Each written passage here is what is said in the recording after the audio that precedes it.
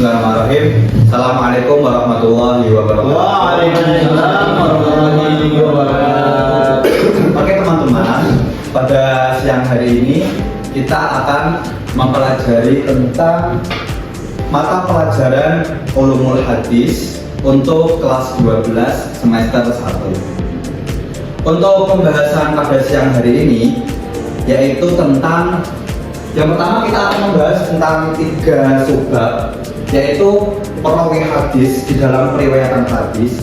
Kemudian kita akan membahas tentang syarat-syarat diterimanya perawi hadis. Lalu yang terakhir kita akan membahas tentang adab seseorang yang mempelajari hadis itu bagaimana. Sebagai seorang murid terhadap guru itu kan merepresentasikan orang yang belajar hadis kepada si perawi hadis. Itu begitu. Yang pertama, sebelum saya menjelaskan lebih lanjut, apa yang teman-teman tahu tentang perawi hadis? Ada yang bisa menjawab? Saya Pak. Oh ya, mungkin saya bisa perempuan dulu. Oh ya, perempuan. Mbak siapa namanya? Mbak Zara. Silakan, perawi itu apa? Perawi hadis itu merupakan orang yang meriwayatkan suatu hadis. Orang yang meriwayatkan suatu hadis. Itu sudah benar. Perawi itu, atau kalau dalam bahasa Arabnya itu rawayawi, meriwayatkan atau menceritakan, yaitu meriwayatkan hadis. Misalnya seperti ini, saya kasih gambaran secara umum. Ika, namanya Mbak Ika ya. Ika itu bercerita kepada Fardan. Kemudian Fardan menceritakan kepada Zahra. Nah, posisi si Fardan ini yang menjadi sebagai rawi, orang yang menceritakan, orang yang meriwayatkan cerita atau hadis, ibarat hadis dari sika gitu. Jadi saya cerita ke Alvin cerita ke Sultan. Alvin ini posisinya sebagai rawi karena dia menceritakan apa yang saya omongkan, apa yang saya sampaikan gitu. Tapi dalam konteks hadis, berarti artinya orang yang meriwayatkan hadis itu orang yang mendengarkan cerita dari Nabi Muhammad SAW. Itu dalam konteks periwayatan. Nah, kemudian dalam sistem periwayatan hadis atau dalam proses periwayatan hadis itu tentu ada sebuah metode yang dilakukan oleh perawi agar periwayatan hadisnya itu diterima. Jadi tidak hanya mendengar kemudian ngomong, tapi ada lafaz-lafaz atau ada sebuah metode yang digunakan agar periwayatan itu bisa sampai dengan baik gitu. Jadi tidak sembarangan saja. Terus kemudian itu yang pertama mengenai periwayatan perawi hadis dalam periwayatan hadis, sistem periwayatan hadis. Kemudian yang kedua, kita akan belajar tentang menjelaskan syarat-syarat diterimanya perawi hadis. Nah itu sebagai seorang perawi itu harus bagaimana saja gitu. Apa yang harus dia lakukan?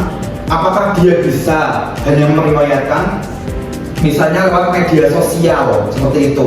Alvin cerita ke Sultan melalui WhatsApp begitu. Nah, apakah itu boleh? Apakah itu bisa termasuk periwayatan hadis? Nah, itu perlu kita bahas nanti di subbab selanjutnya.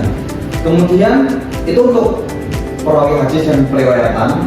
Lalu yang terakhir kita akan menanamkan adab dalam mempelajari hadis. Itu yang menjadi inti pokok kita dalam mempelajari hadis maupun ulumul hadis. Nah, ini saya ambil dari kutipan di Al-Quran. Itu ada ayat yang berbunyi la tarfa'u aswatakum fawqa sautin nabi wa la tajharu lah. La tarfa'u aswatakum. Coba diartikan, ada yang bisa mengartikan? Saya Janganlah kalian mengangkat suara kalian menjadi suara dari Rasulullah dan wala tajharulah. Dan jangan keras-keras lah intinya ngomong. Oke, nah sekarang kita tarik kesimpulan. Ada yang tahu nggak pengertian hadis itu apa di sini? Pengertian hadis? Ya, saya jawab. Iya.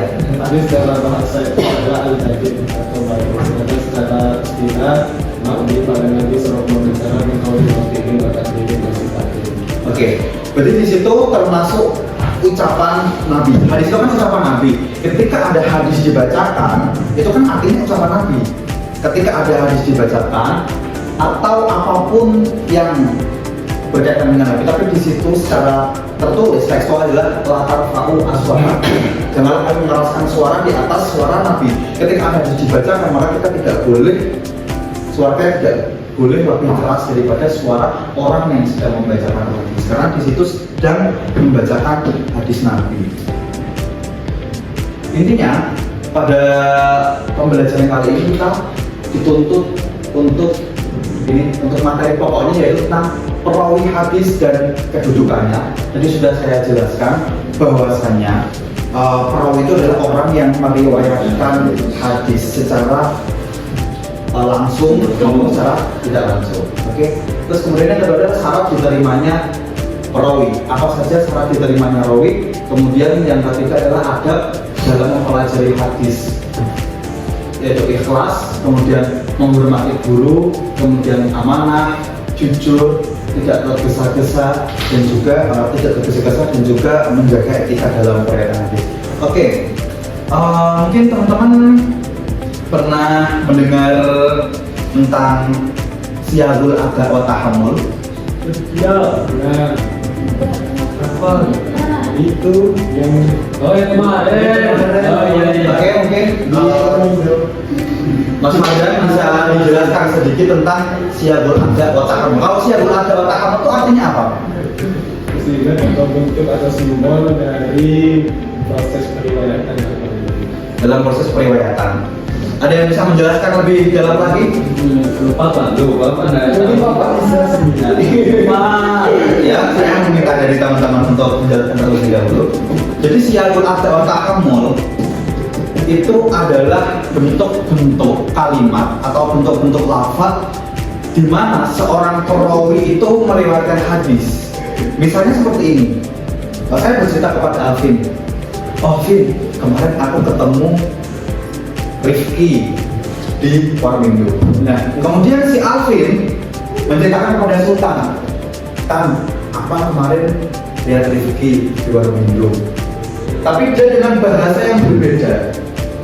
Aku akan ngomong kepada Alvin, Vin, aku lihat Rifki di Warmindo. Lalu si Alvin ngomong kepada Sultan, Tan, aku ceritain ada info ini, info penting. Kemarin si Atman ya Rifki di Warmindo. Itu kan sebuah bentuk lafaz atau ungkapan yang digunakan oleh perawi hadis dalam meriwayatkan hadis. Itu kurang lebih gambarannya seperti itu. Tapi kita dalam konteks bahasa Arab kalau dalam periwayatan hadis. Artinya nanti ada lebih dalam lagi mengenai siyagul ada wa tahammul, bagaimana perawi itu menggunakan lafaz-lafaz. Perawi itu bertemu langsung dengan orang yang bercerita atau hanya mendengar. Seperti misalnya tadi, saya cerita langsung kepada Alvin. Alvin ketemu langsung dengan saya, tetapi ketika Alvin cerita kepada Sultan, Sultan itu tidak ketemu dengan saya. Artinya Sultan tidak mendengar langsung dengan saya, tetapi dia hanya mendengar dari Alvin. Nah itu bentuk-bentuk siyagul ada wa tahammul.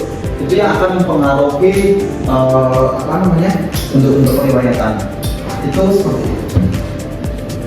Mungkin dari sini ada yang mau ditanyakan terlebih dahulu sebelum kita lanjutkan. Mungkin saya rasa cukup Pak. Cukup? Ya, cukup Pak. Cukup. Nah, oke.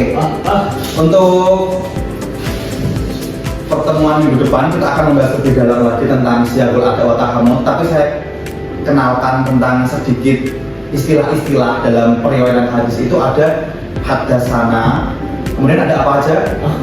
Akhbarana, kemudian ada sami'tu atau sami'na, kemudian ada qara'tu atau qara'na, terus kemudian ada amba'ana atau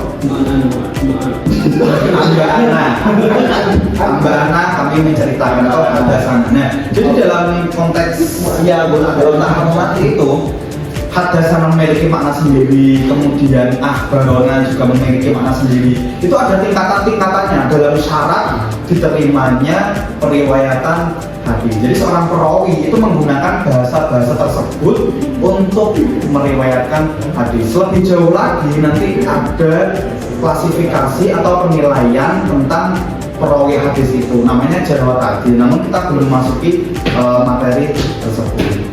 Mungkin ada yang mau ditanyakan dari apa yang telah saya paparkan? Sebelum saya refleksi, saya nanti meminta 1 sampai 2 orang untuk menjelaskan ulang apa yang telah saya sampaikan.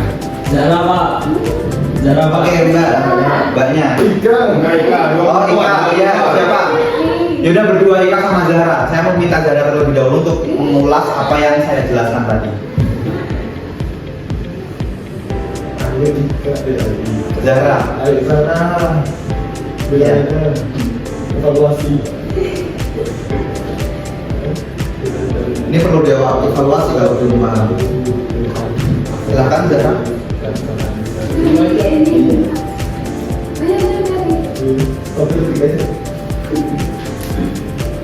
Jadi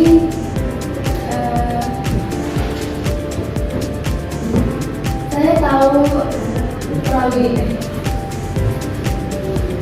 Saya lebih tahu tentang Saya tahu tentang pengertian perawi hadis. Itu apa pengertian perawi hadis? Kan sudah saya sebutkan.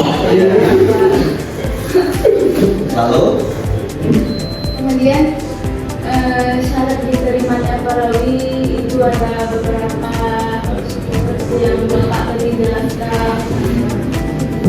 Dan mungkin saya agak susah menjelaskan itu satu. saya tahu maksudnya. Dan saya tahu maksudnya. Oke, tepuk tangan untuk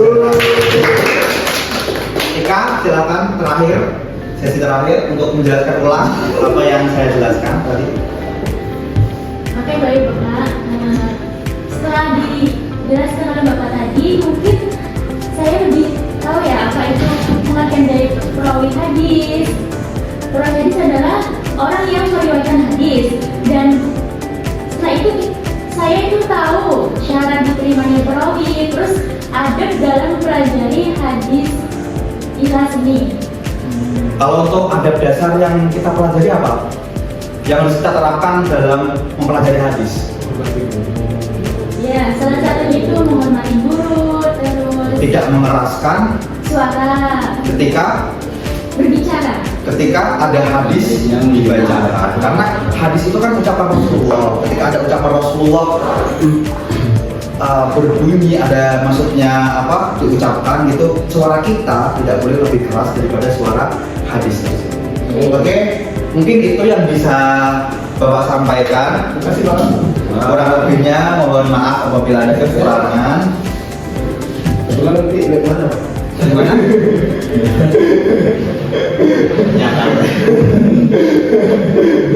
Wabillahi taufiq wal hidayah. Allahumma waffiq ila aqwamit thoriq. Assalamualaikum warahmatullahi wabarakatuh.